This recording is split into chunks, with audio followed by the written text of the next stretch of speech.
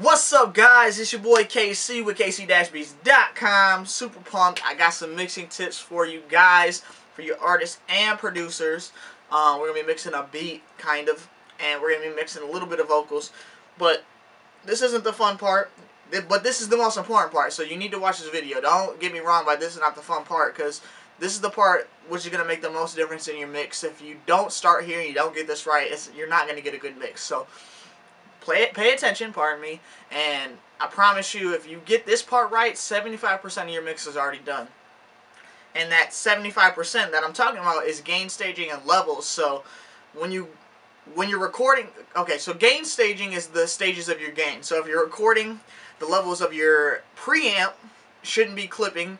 You should have a good gain level from your interface to your from your preamp to your interface, pardon me, and from your interface to your DAW should have a good gain stage too. You shouldn't be clipping on any of those mediums. So, and for producers, having your sounds that come from your sound kits that you buy, don't download the 10,000 pack, 30,000 sound pack off of YouTube, because they'll sound like crap and you won't ever get a good mix because you're starting with horrible sounds, and it's a lot harder to make a good mix or a great mix from horrible sounds than if you start with really good high quality sounds. You're just going to make your life a lot easier and you're going to get a better mix anyway. So back to what I was saying, making sure your gain stages, you see that level on my master fader is halfway. So if I pull that, I have a beat up here.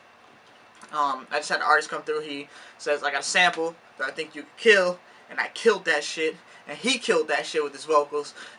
But anyway, I didn't mix in FL Studio, but we are going to do some quick levels for you FL Studio users.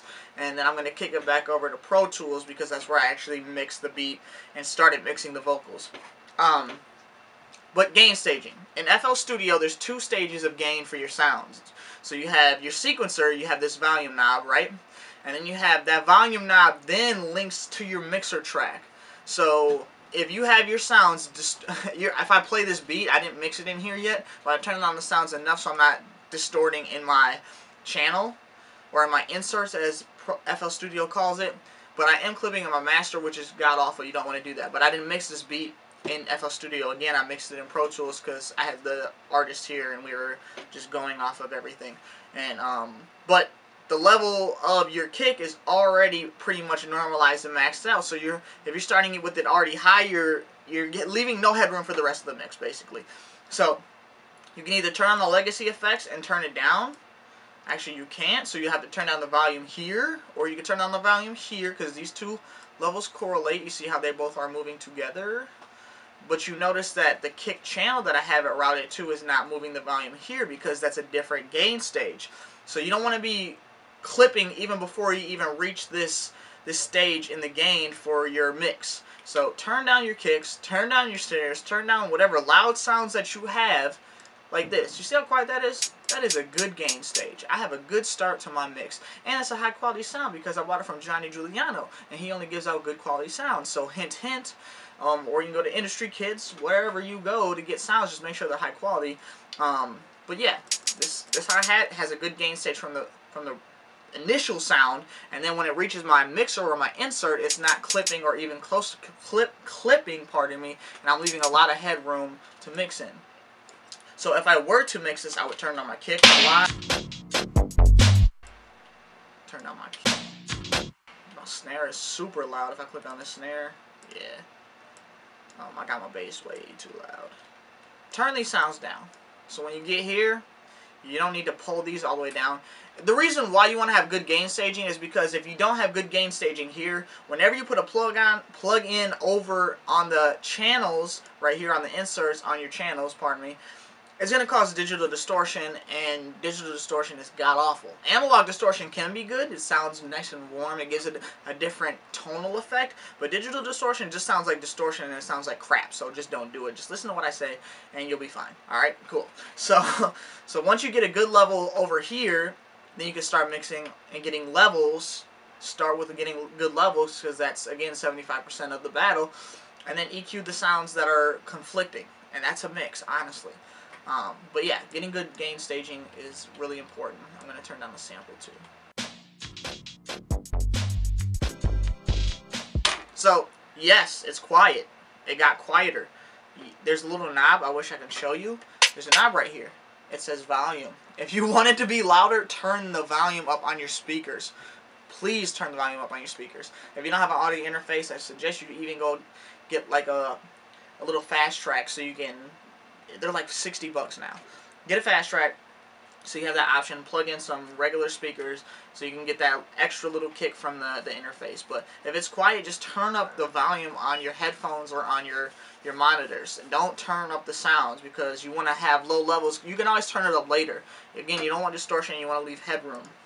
So I'm nowhere maxing out on this mix right now, even at the first stage of getting gain staging.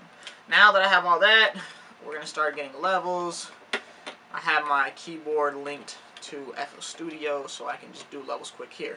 Now, we'll say like that's 38.5% of the mix is getting good gain staging. Even when you're recording vocals, you want to have a good low level. You don't want to. You want to be just barely hitting the yellow.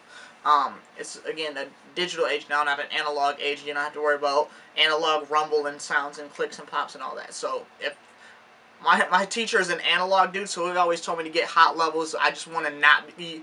He told me not to get close to clipping. Basically, is what you want to do. You don't need to do that no more. It's a new age. So getting good staging when you're recording vocals too, because I hear a lot of distorted vocals.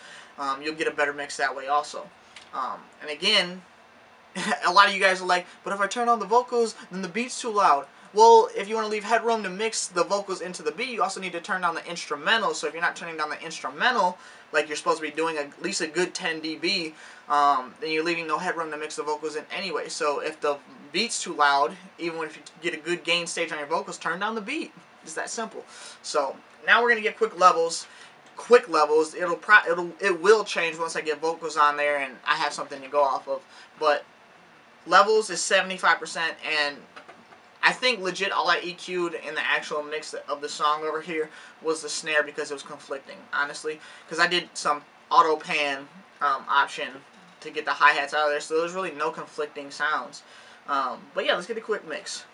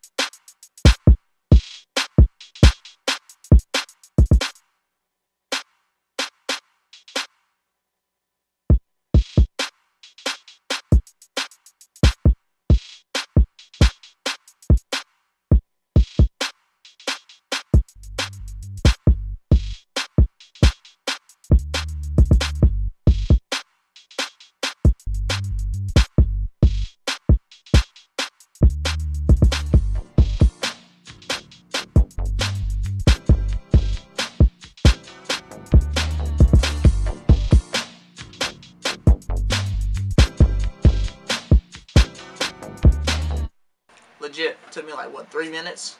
If that.